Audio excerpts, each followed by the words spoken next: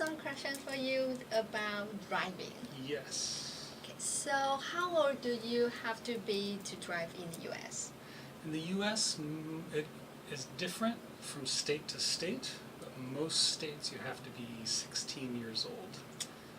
There are some states now that have raised the age to 17 or 18 years old. So it's a little different. You have to check which state you're living in, what the laws are for that state. Sometimes you have to take a test if you want to drive before 18, or take extra lessons. But most places above 18, you don't need to go to traffic school, or you do have to take a test no matter what. But what I meant was you might need to take traffic school to have a license before 18. Oh. How old did you start to drive? I started driving at 16 in my state. In fact, when I was just turning 16, the driving age moved from 14 to 16. So a lot of people are surprised about this in the United States, because many rural states, so states where there's a lot of farming, people could drive at 14 years old for a long time, because sometimes the younger people had to help with farming and they needed driver's licenses. So that was, my state was one of those. But then they changed it to 16, so I was sad. I couldn't get a license at 14. But still pretty early you It's got a pretty license. early, 16. It's pretty nice. I got my license when I was 18. Yes, and that's normal for Taiwan, right? Yeah, Okay. that's pretty normal. Yeah. So my next question is, so what do people do when they see a police car's lights on? That's a good question, and I've noticed that's different between Taiwan and the United States. Here, I think when the police are on duty, they have their lights on. Yeah. In the United States, if they have their lights on, there's an emergency. So if you see a police car with its lights on, you want to always move over for them if they're coming your direction. And that's even if they're coming the opposite direction on the other side of the street, and they have their lights on, you still have to move over for them. Oh, that's interesting. So whether they're behind you or in front of you. All right. Is that a bad thing to see, like police cars light on? Does that mean anything? Well, if their lights are on right behind you, sometimes they're pulling you over. If you're speeding, or if you ran a stop sign, or if there's something wrong with your car, if your brake lights don't work, for example, or your turn signal doesn't work, they can pull you over for that. So what do people need to do after being pulled over? Well, first, a lot of people panic. Don't panic. Don't get too scared. The police are mostly there just for your safety. Are they very kind? They're usually kind. Okay, right? that's good to know. Yes. So if you're speeding or breaking the law, then you're in trouble, probably. But sometimes if you're speeding a little bit, or there's something wrong with your car, like your lights don't work, if they notice something, they might pull you over just to give you a warning, or to tell you, well, your light is broken, you should get that fixed. And that happens pretty often. So if you get pulled over and you're not sure what you did, don't get too scared. Okay. Don't cry at the beginning. Don't cry. To save the tears later. Right. Although if you are speeding and get pulled over, that can be pretty expensive. You usually get a ticket. And that can be, it depends how fast you're going. But if you get a ticket, you can expect to pay $150 to $250 in most places. U.S. dollars. U.S. dollars. And that, again, that's different by state. But it can be quite expensive. Running a stop sign, not having your seatbelt on, that's also against the law. Even in the back seat, you have to have a seatbelt on. Even in the back seat? Even in the back seat. So will people get tickets because the people who sit in the back seats doesn't have the Yes, seatbelt on? if you're in the back seat and you don't have a seatbelt on, you get a ticket. Oh, not the driver? Not the driver. Okay. If you were under, I think, again, the laws are a little different by state. Yes. I'm probably going to repeat that a lot, but I think if you're under 18 Yeah. and you're in the back seat, the driver will get the ticket. Okay. So it's partly the driver's responsibility, but I think Yeah. you could get a ticket if you're in the back seat and don't have a seatbelt. Yeah. Also, if you drive at night and you forget to turn your headlights on, you can get a ticket. What other things? Have you ever got any tickets in the United States? Yes, yeah, I've gotten speeding tickets. How much did you pay? Oh, Is that a fee? usually about $150 you can expect to pay. And That's I wasn't a going, lot. I was maybe going 10 miles over the speed limit. Oh my God, that's and a I got lot. and I got pulled over. Oh. That was a few years ago. But you should also know if you get a lot of speeding tickets, your car insurance will get more expensive because that shows up on your driving record, and they see that at your insurance company and they say, oh, well, he gets speeding tickets, so we should make his insurance more expensive. Wow. So, also it is required to have car insurance. Right? So if you get pulled over, the police officer will ask you for your driver's license, your registration paperwork for the Yes. car, and your proof of insurance, which is a card you get from your insurance company. And all of that has to be up to date and valid for that. So what would happen if one of these paperwork expired? If you drive with expired insurance, the ticket is anywhere from $250 to $500, so that's a serious ticket. Oh my God. I'm not sure what that currently is. And also, it's similar if you drive without registration or a driver's license. That can be very serious. Yeah. But if your license just expired, sometimes they'll give you a warning and say, go get this renewed. Yeah. Or if there's just some mistake, sometimes they'll give you a ticket. But if, say, you just forgot your license, it was in your wallet at home, you can go to court and tell the judge, well, I have the driver's license, it just wasn't with me. And usually they could take the fine away or you pay less. Yeah. That's good to know. So Everything a lot of details. keep to update and then.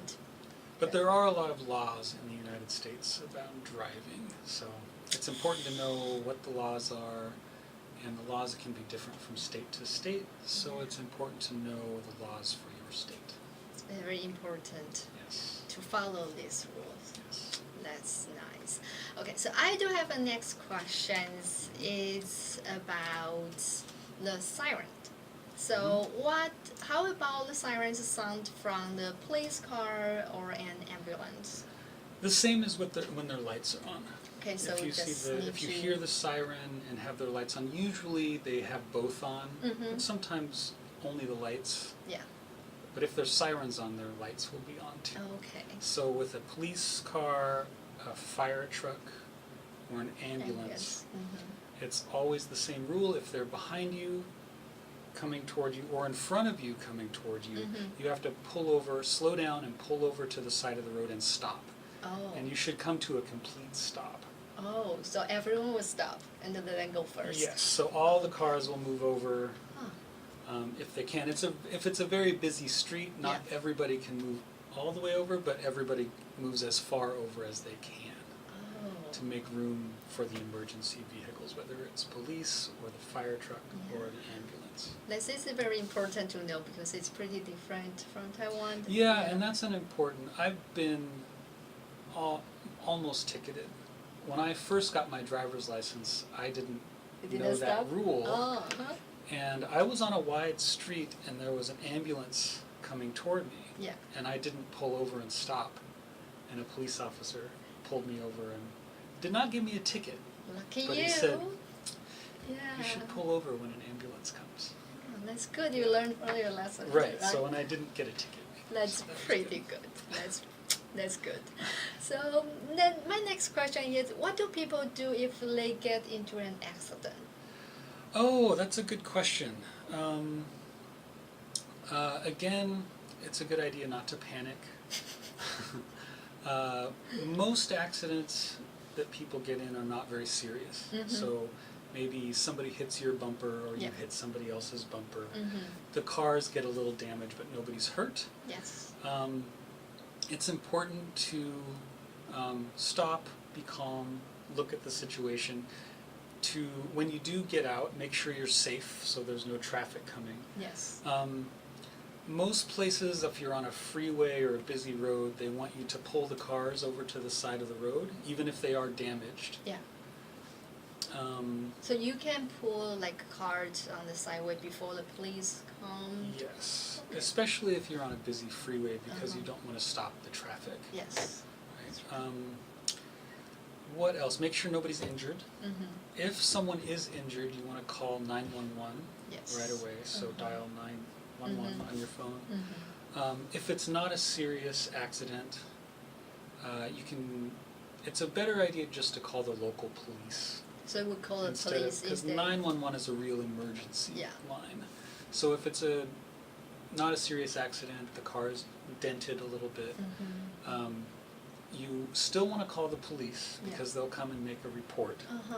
Because those reports could be important for insurance. That's right. You also want to exchange information with the other driver, insurance card, name, driver's license information. And usually then if there's damage to the car, then you just call the insurance companies and they will fix it. They will fix the problem usually. What else? It is important though in either case to notify the police. Especially if there's a lot of damage to the car. I've been in little accidents where I'm sounding like a bad driver now, but I hit somebody from behind just a little bit, and it was a scratch on the bumper. And it just cost like $200 to fix, and the woman said she took my information and my insurance, and my insurance paid for it, and it was no big deal. We did not involve the police, but that's good. But it's usually a good idea. But do you need to pay more for insurance for the following year you because might. of that? You might. Yeah, it depends on your insurance company.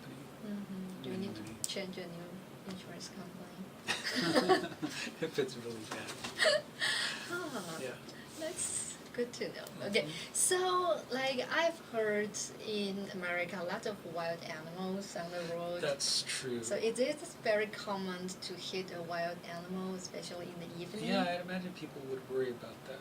The most common animals people hit in some areas are deer.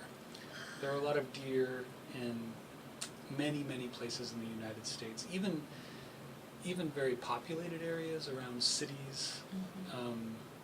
You might see deer or coyotes. It's kind of a small dog, a wild dog. And a deer, though, can be serious because they can be quite big. Sometimes even a couple 100 kilograms. Wow. And they can really damage your car. To avoid it, though, it's important if you're in a rural area especially to follow the speed limit, especially at night. Always keep your headlights on, even if it's getting a little, if it's only a little bit dark, like in the evening or in the morning, it's important to keep your headlights on because most of the accidents happen at those times of day. So, and if you have your headlights on at night, it will help you see the animals. Because their eyes glow in the headlights. So that's right. That's a good thing to watch out for. But most importantly, just follow the speed limit. And in places where there are a lot of animals, like deer, they'll put signs on the highway to tell you. So if you see those signs and you're speeding, slow down, because you might hit one of those. Because if you hit a deer going very fast, it can really damage your car, and it can be very dangerous for you too. Right. And there are bigger animals than deer there too. In like some places in the West, especially, or the northern United States, you'll see moose, which are the size of a large horse, or an elk, which is also about between a moose and a deer in size, but they can be several 100 pounds or 100 kilograms. So they can destroy the whole car. They car. can really destroy your car. I've known many people that hit deer or moose or elk and really damaged their car badly or even got injured. Oh. Like, because it can come at your windshield and cause you to drive off the road. It can be very dangerous. Wow. So, but you'll stay safe if you just keep your eyes open, don't text and drive.